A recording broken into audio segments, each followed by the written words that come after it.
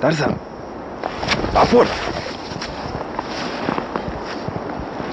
А теперь ко мне. Ко мне, Тарзан. Ко мне, я говорю. Тарзан!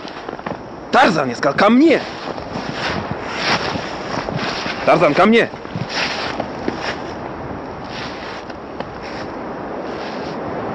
Что это?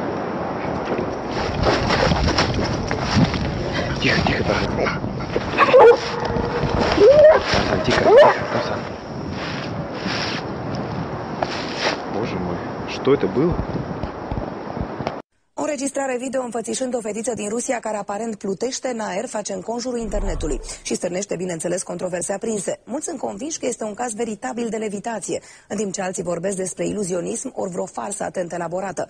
Oricum, înregistrarea este de calitate destul de slabă și a fost făcută de un supus martor care își plimba câinele în pădure. Omul susține că cea mică plutea în aer sub privirile unui adult. Când și-a dat seama că nu sunt singuri, individul ar fi luat copilul și ar fi dispărut amândoi în pădure. Mai multe imagini vedeți pe www.știrilepro.tv.ro.